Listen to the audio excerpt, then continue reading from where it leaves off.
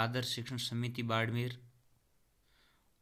आदर्श विद्या मंदिर के भैया बहनों का हार्दिक स्वागत एवं अभिनंदन करती है। कक्षा पंचमी, विषय संस्कृतम, एकादश पाठ स्वामी विवेकानंद, भाग 2। अपन इससे पूर्व भाग 1 किया था, उसमें कठिन शब्द, हिंदी अनुवाद और स्वामी विवेकानंद जी का संक्षिप्त परिचय, जैसे बचपन का नाम नरेंद्र, माता का नाम, पिता का नाम और उसकी जन्म तारीख 12 जनवरी 1863 और इत्यादि। आज अपन इसका भाग 2 में शेष रहे पाठ का हिंदी अनुवाद और कुछ उसके पीछे बनने वाले प्रश्नोत्तर देखेंगे। कठिन शब्दार्थ, कुछ विशेष कठिन शब्दार्थ जो अभी हिंदी अनुवाद करेंगे उसमें आए हैं। आकृष्ट यानी आकर्षित, अंगीकृत्य स्वीकार किया या अंगीकार किया, उपदेशानाम उपदेशों का,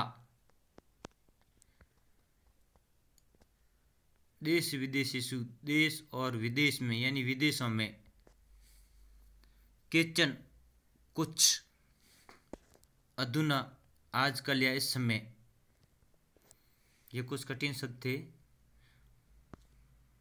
अगला अंतरा, अब एक बार मैं इसका आदर्श वाचन करूंगा, आप देखेंगे और आप भी इसको है वो अभ्यास कर सकते हैं।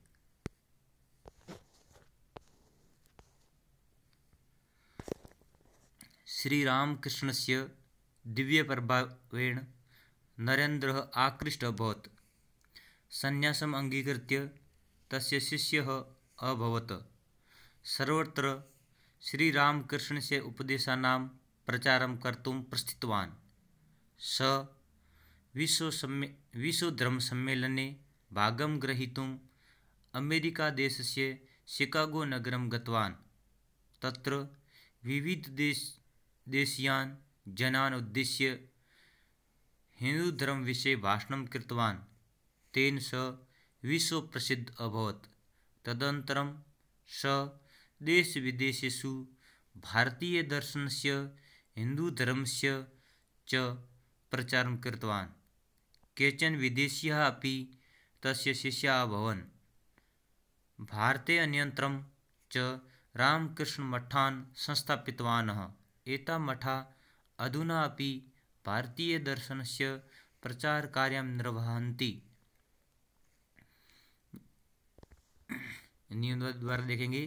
श्री रामकृष्ण से दिव्य प्रभावेण नरेंद्र आकृष्ट बहुत। इससे पूर्व मैंने बताया कि जब उनको अनेक प्रकार की ईश्वर के अस्तित्व के विषय में शंका थी तो और कोई समाधान नहीं मिला, तब वो लास्ट में है वो श्री रामकृष्ण परमहंस के पास जाते हैं।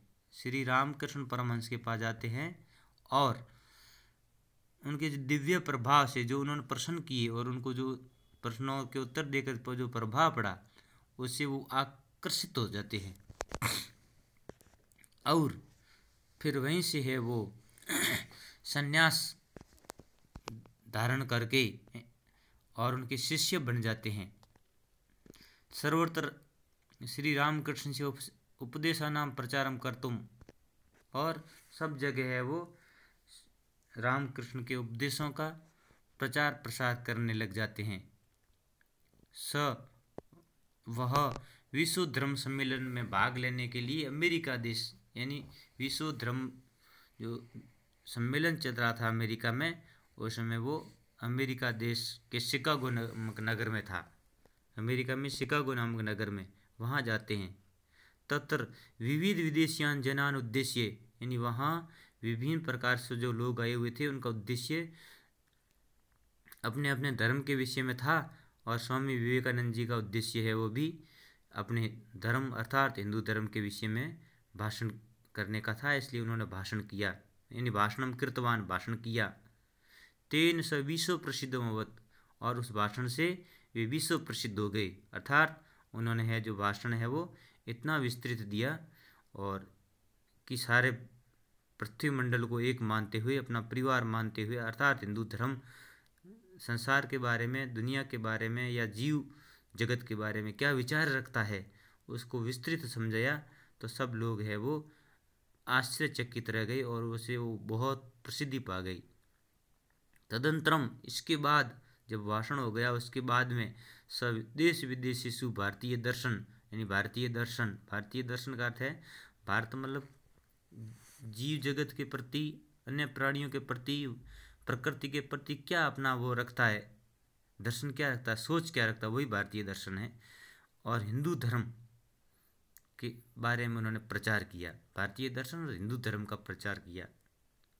केचन विदेशी अपि तस्य शिष्य अभवन्, और कुछ विदेशी भी उनके शिष्य हो गए, जैसे निवेदिता पहले नाम पर आता है। आजीवन उन्होंने वो शिष्य बन के उनकी सेवा करने की प्रण ठान ली। ऐसे बहुत सारे थे जो उनके शिष्य हो गए, अनुयायी हो गए।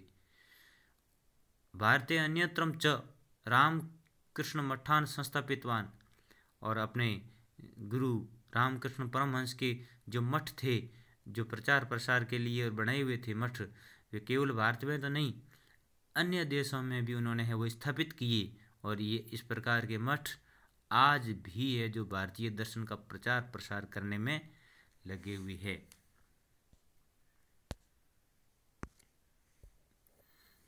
अगला अंतरा है विवेकानंद से वाणी चैतन्य दैन्यासित सब भारतीयान उत्तिष्ठ जागृत दीन देवो भव दरिद्र देवो देवी भव इति संबोधितवान् तस्य उपदेशः अमूल्यः। विवेकानन्दः जीवनस्य 39तमे अल्पे एव वयसि समाधि गतवान् धन्य स पुरुष। तो स्वामी विवेकानंद की वाणी है वो चैतन्यदायिनी अर्थात ओजस्वी थी, उसमें बहुत ओज था, प्रवाहपूर्ण थी। उन्होंने भारतीयों को संबोधित करते हुए कहा कि उठो सब भारतीयों को उत्तिष्ठ, उठो, जागो और तब तक मत रुको जब तक लक्ष्य प्राप्त नहीं हो। और फिर आगे बोला कि दीन व्यक्ति है, असहाय व्यक्ति है, वह देवता के समान है, उसको ऐसा मानकर उसकी सेवा करो और दरिद्रता से भी मत घबराओ, दरिद्रता देवी है, इनसे घृणा नहीं करनी। इति संबोधितवान, ऐसा संबोधित किया। तस्या उपदेशः अमूल्यः, उनके उपदेश अमूल्य है, अर्थात उनका कोई मूल्य नहीं चुका सकते अपन, अमूल्य जिसका कोई मोल नहीं हो। विवेकानंद जीवनस्य